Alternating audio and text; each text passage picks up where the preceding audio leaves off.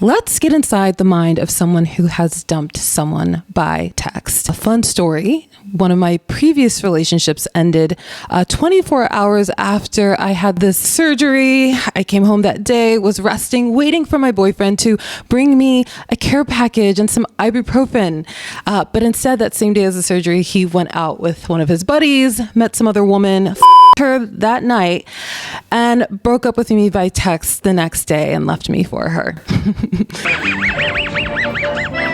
And no, he didn't have avoidant patterns like me. I would describe him as a more clingy lover boy type of guy who had golden retriever energy and needed a lot of affection and quality time. So avoidance get dumped too. How we get dumped isn't an attachment style thing. It's simply it's a really awkward thing for the dumper. But believe it or not, strangely, I have and had a lot of empathy for him. As much as I hated him in the moment, but I have this strange addiction to needing to put myself in other people's shoes and see things from their perspective and humanize them in moments where we as people will have the unenviable tasks of having to disappoint people, but ultimately do right by ourselves and the other person, which breaking up with someone is. Plus, he did down the road share with me why he felt more comfortable breaking up with me by text. And so I feel inspired to talk about the numerous reasons why someone might feel safer to break up with someone by text. I also feel very inspired because it's the Cancer ZODIAC season, which is all about giving back emotional energy to yourself. You've been so busy giving it to your 9-to-5 job, giving it to the people in your life that you're constantly people pleasing for. And then before you know it, it's July. And how many of us are not where we thought we'd be back in January when we made our New Year's resolutions? And on my website, Avoidant Confessions, we have ZODIAC candles if you want to practice that self-care and positive self-talk in the season of healing. Cancer season is all about deeply attuning to your feelings and what is best for yourself, focusing on your positive traits, filling your day and home with more positive self-acceptance. We still have half a year to go, so let's show up to December strong. And there's lots of other goodies on the website if you're someone who likes to embrace your identity with pride and reduce shame throughout your day. Okay, so let's get into these reasons. Let's start with if someone is very conflict avoidant, which is a person who will feel very uncomfortable, like being the bearer of bad news, having difficult conversations, hurting people's feelings. Sometimes someone's doing it by text because they don't want to deal with the discomfort of hurting you face to face. Both versions hurt you, and it might feel a little bit safer for them to do it by text. So if someone's really conflict avoidant, they can really struggle to have, just share on a day-to-day basis, actually, things that they feel, even in pretty low stakes situations, maybe in a meeting at work or having a conversation with friends on a night out, and there's situation where different people are sharing their opinions about something or explaining their point of view. Someone who struggles with conflict avoidance might feel like even just sharing their opinion feels like a very, very vulnerable thing to do. This is something that I struggle with sometimes in pretty low stakes situations, just feeling like even if I have to give someone feedback, like I feel bad, like a horrible person, even if it's going to benefit them and benefit me. Some people might default to calling this, oh, it's cowardly. But again, if we can all practice the art of putting ourselves in other people's shoes, this is often coming from a simple place of being terrified of hurting someone's feelings. And the difficult thing about breaking up with somebody is you're going to hurt their feelings no matter what.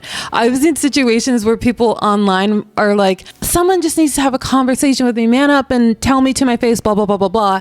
And then I'll see that someone will tell someone something to their face that's hurtful, and then they're mad that they told them the thing to their face. Like, you can't win with a breakup. It's going to hurt no matter what. And if you've never dumped someone before, you might look at that person thinking they have all this power and they're selfish and they're cowards and blah, blah, blah, blah, blah.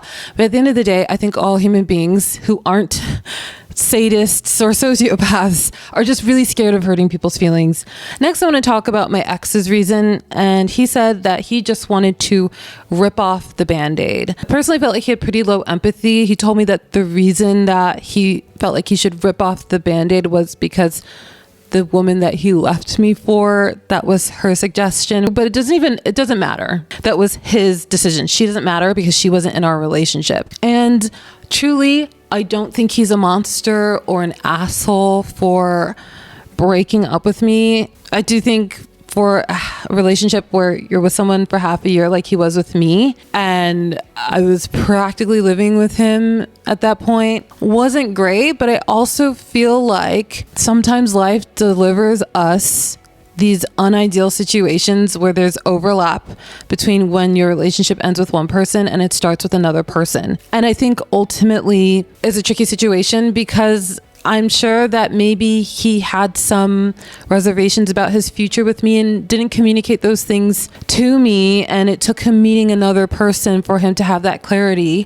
To be fair to him, he did end up marrying this woman and they had 3 kids together. Now, I will say, he did end up doing the same thing to this woman. While she was battling cancer, he left her for another woman.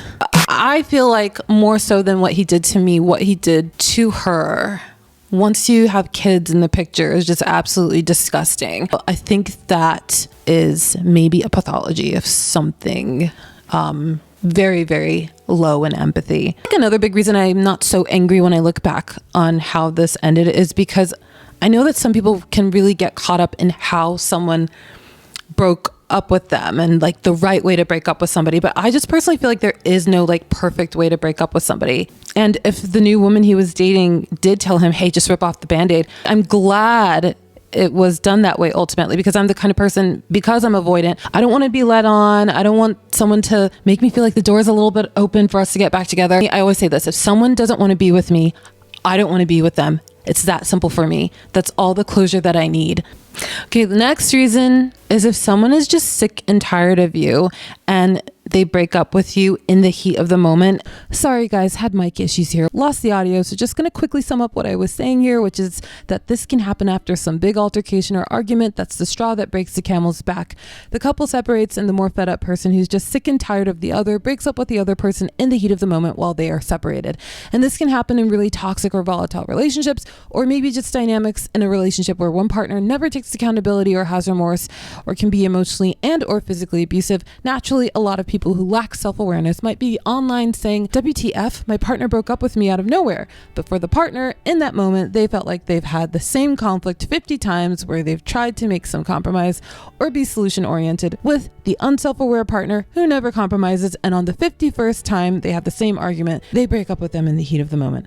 The last reason why someone might break up with someone by text is because there's a disproportionate level of deepness between the two people. And this is often in situations where there's a very short relationship or there is a situationship. And for one person, they are more bought in than the other person. I think a great example of this, that this reminds me of, is when Taylor Swift, my dear love, went on the Ellen DeGeneres show, and she talked about how Joe Jonas broke up with her on a 27-second phone call. And she was so young when she gave that interview.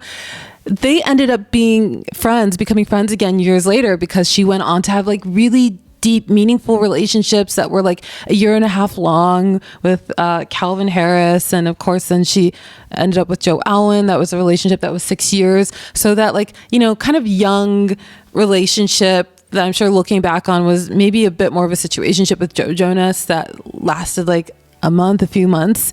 She can look back on that and be like, that wasn't that deep. But at the time, it was so deep for her, but clearly for like Joe Jonas, it probably wasn't as deep for him. I just think that's super common in life, that something might be a bit more meaningful for you and for the other person. It's like pretty casual. It's very early doors, very early days. And I think what happens a lot is because it's so early, there's different expectations or aspirations about where it's going, but because it's so early, you don't completely know where the other person stands. So it's like both people are kind of walking on eggshells around each other, like trying to read the other person's mind because it's quite early. And I think it's just par for the course that someone will be disappointed in those kind of short-lived situations.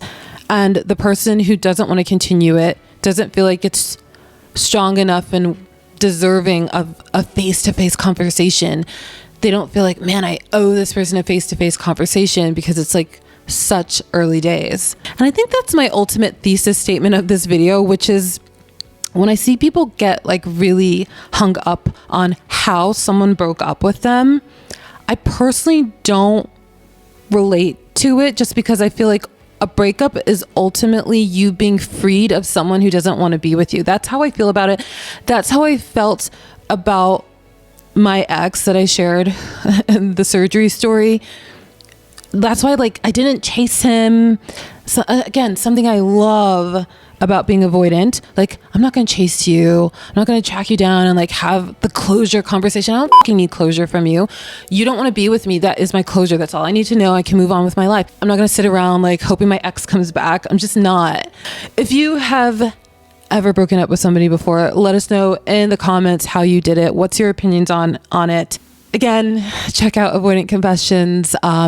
Let's embrace cancer season, tapping into and attuning to our feelings, what we need to do to make this second half of the year good for us. And I will see you guys in the next video.